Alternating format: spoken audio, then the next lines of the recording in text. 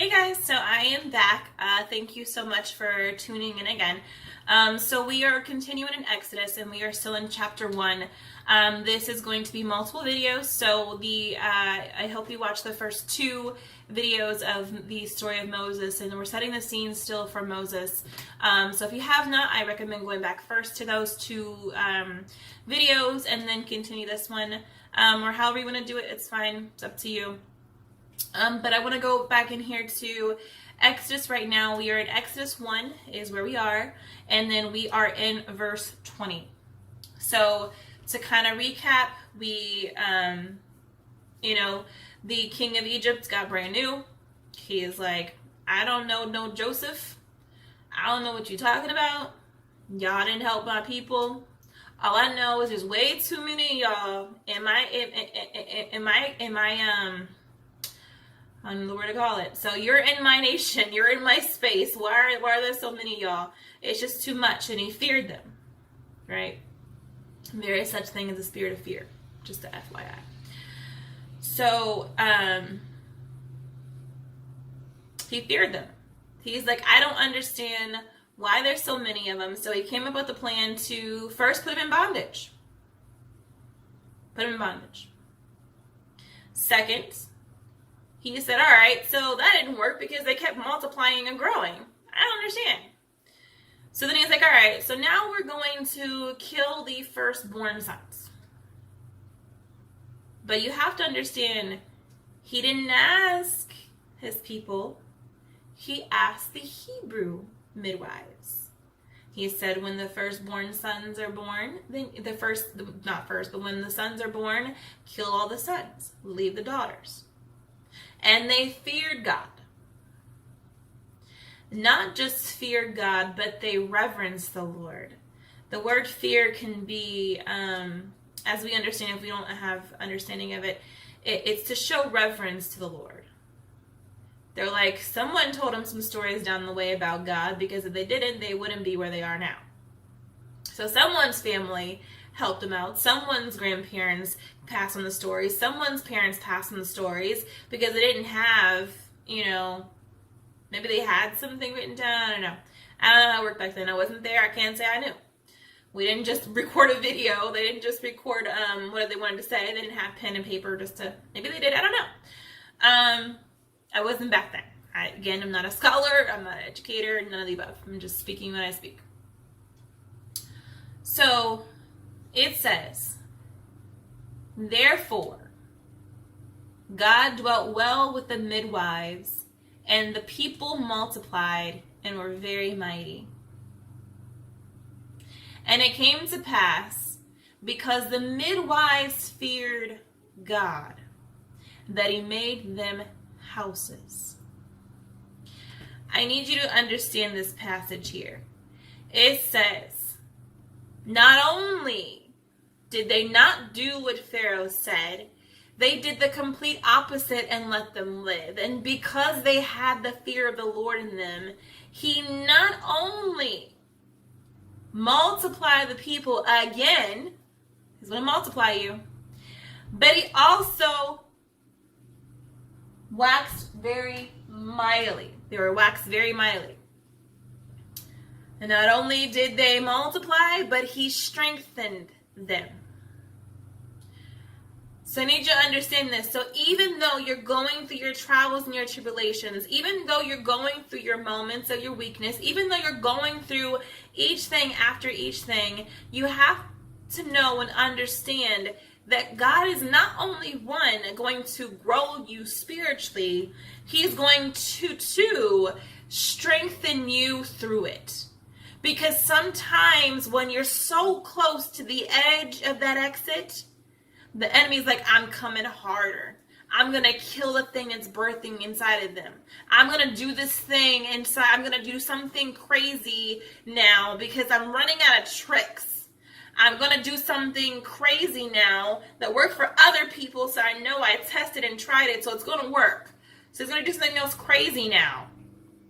And he's going to try and come at you even harder. I'm not just saying hard in the physical, but I'm also saying hard in the spiritual.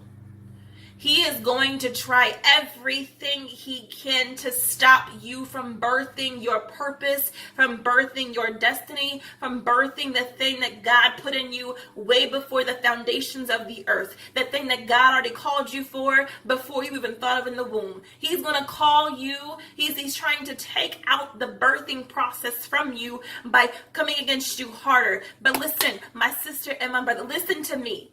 Stay the course. Do not turn left. Do not turn right. Stay the course. I cannot stress this enough. I cannot speak it enough. I cannot say it enough. Stay the course. I know it looks impossible. I know there's so much coming against you. I know you cannot understand why everybody is just the way they are. But I'm telling you to stay the course, because when you stay the course, not only are they going to come against you, but God is right there with you. He hasn't left you. He hasn't forsaken you. You're just going through some things right now so that you can grow. You're going through some things right now so that you can birth. You're going through some things right now for the will and the purpose of God. I need you to understand. Do not give up. Do not throw in the towel. Do not stop. Do not tap out. Do not just say, you know what? I'm done, God. Let him birth that thing in you. Let him give you your purpose. Let him give you your calling. Listen to him. Keep going and stay the course, because there's something greater in you than anything in this world. I need you to understand that. You know who you are. You are a child of God, and greater is he that is in you than he that is in this world. And I need you to understand that and sink that in. So the moment he starts strengthening you, when you feel like that enemy's coming in extra hard and you don't get it, you don't understand what is going on, I don't get this, Lord, what's happening? The moment you start having those issues, the moment you start really like, okay, this is way too much for me to handle, the moment you start going through that, you need to understand that you're about to step into something greater than you ever could imagine for your own life. Your will and your purpose that you thought you had, your vision you thought you had, like Saul's vision, how it got taken, it's going to be something greater. He's going to give you a new sight. He's going to give you a new heart. He's going to give you a new mind. Just stay the course. Do not turn left and do not turn right. Stay that course. Stay that path and let him work. The great thing is, the midwives passed the test. They passed the test. They feared the Lord. They loved the Lord. They had reverence for the Lord because someone spoke life into them along the way. So when that happened, because the midwives feared God, because you love the Lord, because you didn't give up, because you have reverence for who he is and how mighty and great he is, because you didn't throw in the towel, because you didn't tap out, because you didn't go left or right and you stayed on the path, what did he do for them? He made them houses. Do you know how powerful it is when you do what you're supposed to do? Do you know the things that you can unlock from heaven? Do you not know what the Lord is waiting to give you? He's like, listen, I am your Father. Come to me. I have great things for you, more things for you than you could imagine. Come to me is what he's saying. Call upon me is what he's saying. Stay the course. Because when you stay the course, they had to be scared out their minds. Scared out their minds. Let's say somebody came to you today and said, you know what? This population is just too much. Imagine yourself in their shoes. Your population is just way too much. We cannot handle your population. You're growing too much and you're mightier. So we're going to stop that. And I want you to kill every male child. I want you to kill every male child. Not only that, but I'm pretty sure there was a lot of threatening things happening. I'm sure they said, if you don't do this, we're going to kill your family. If you don't do this, we're going to do that. We're going to do this, that, and the other. Because they already were suppressing them hard. They already were crushing them with bondage. Now he's like, I'm going to kill you on top of it. So this is where we are. We're setting the scene for Moses. This is what Moses is about to step into. Okay? The next verse, it says, since again, the midwives didn't do what he had said to them to do, then it says in verse 22, then Pharaoh, I'm just going to paraphrase here, Pharaoh charged all his people, saying, every son that is born ye shall cast into the river, and every daughter ye shall save alive.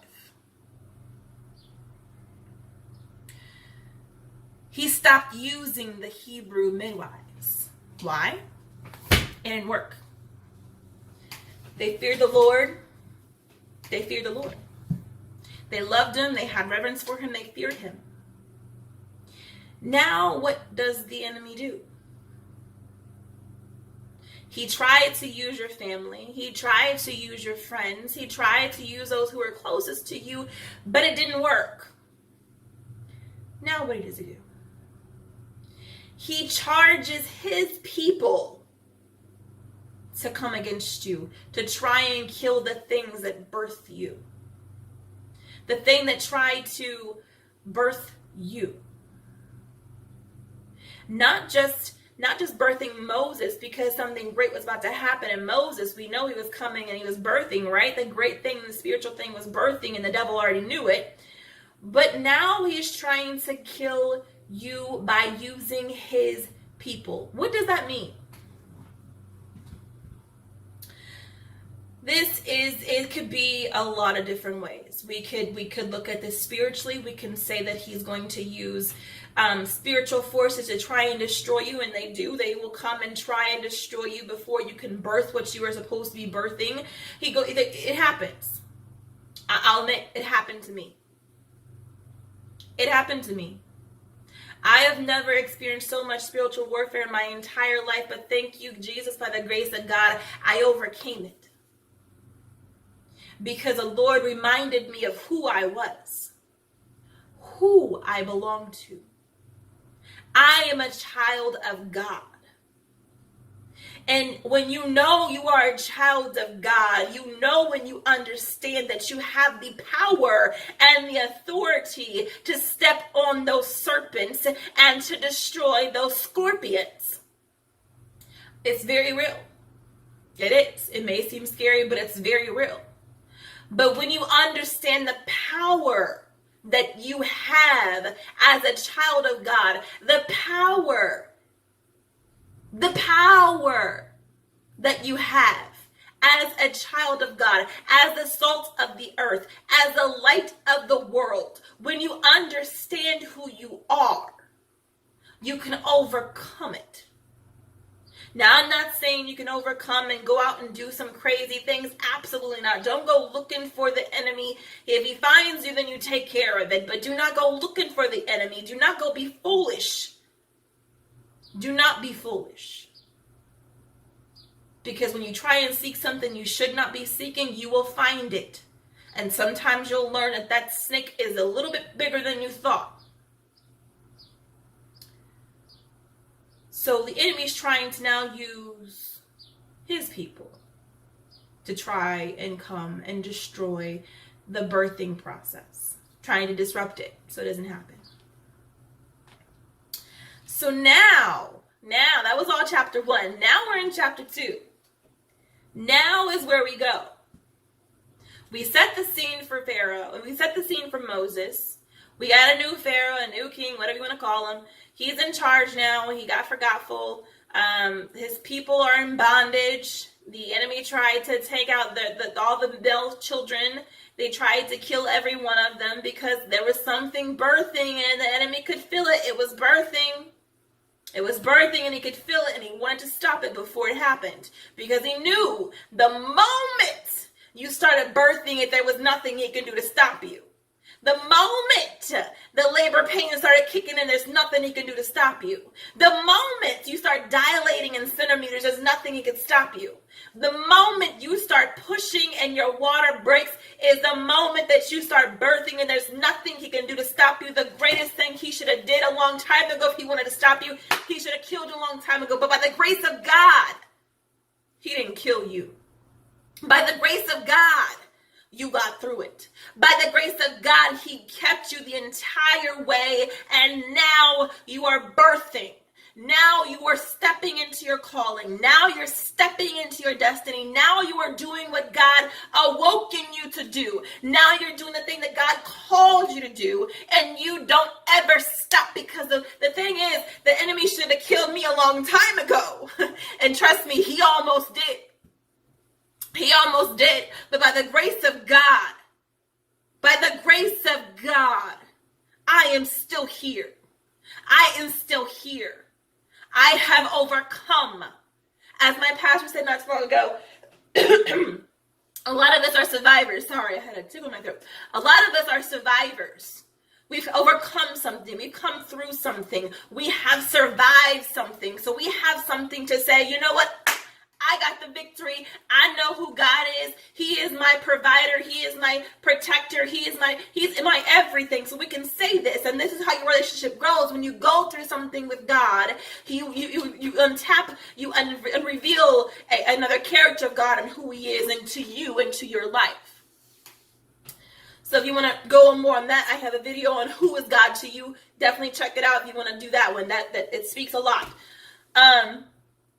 But now we are at the point where the thing the enemy tried to stop many times over, the thing he tried to kill twice over, the thing that he tried to just completely annihilate altogether, because he knew if you got out, there was no going back in. He knew if that baby came out, it wasn't going back in. So he tried to stop it. Now it says, and there went a man of the house of Levi, and took wife a daughter of Levi. And the woman conceived. And the woman conceived and bare a son. And when she saw him that he was a goodly child, she hid him 3 months.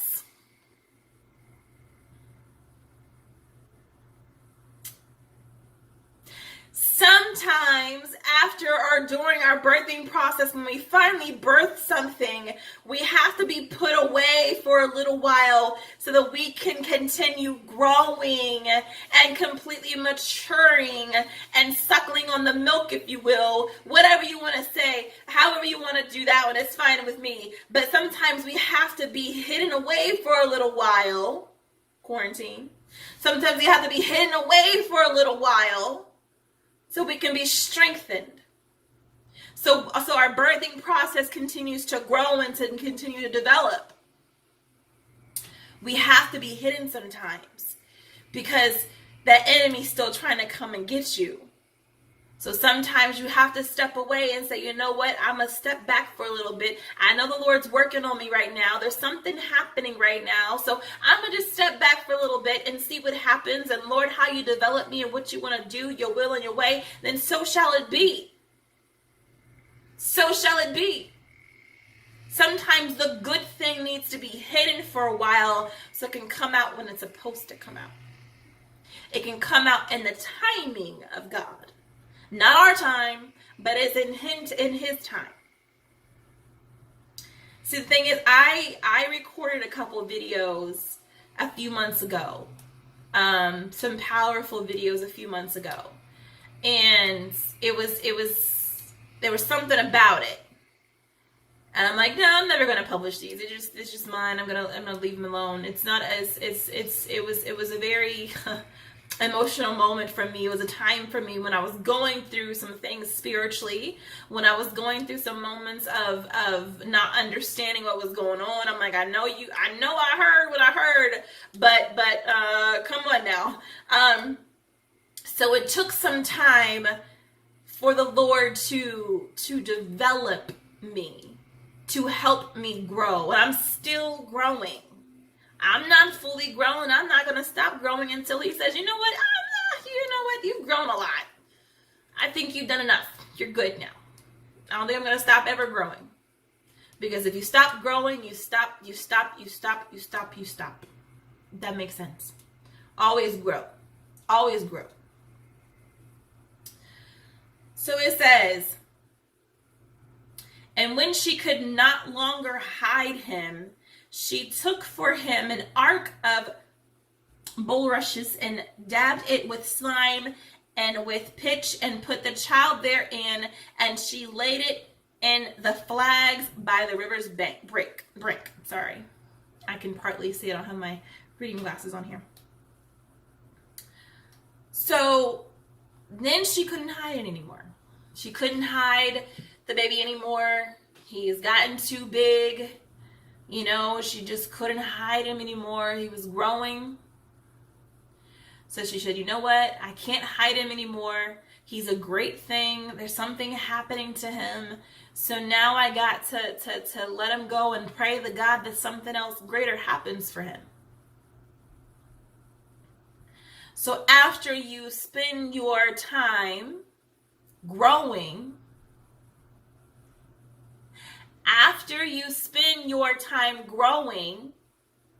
then you get set free.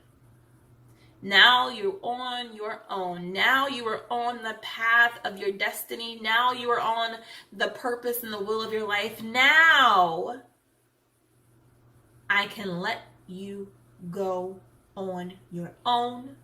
I can let you go and speak my word. I can let you go and speak my truth because I developed you. I put you through the fire. I put you through the test. I put you through everything you've gone through. I put you through the crushing. You've gone through all of it. Now you've been developed. Now you have grown. Now you're going to go do what I asked you to do, what I called you to do. And I know you're going to do it because you went through so much. And I already know that there's a purpose and a plan of your life that's already happened. And now, after all of that, now go out and speak my word. Go out and speak my word. Speak the truth, not a lie. Go and speak my word. Exactly what's happening here. It's more of a spiritual side. So I'm, again, sorry, this one's going on some other parts because it's a longer message, but I've been thoroughly enjoying it, and the Lord's taking it where he's taking it. So I'll stop here, and thank you for watching this one, and I will see you in the next one. Have a good day.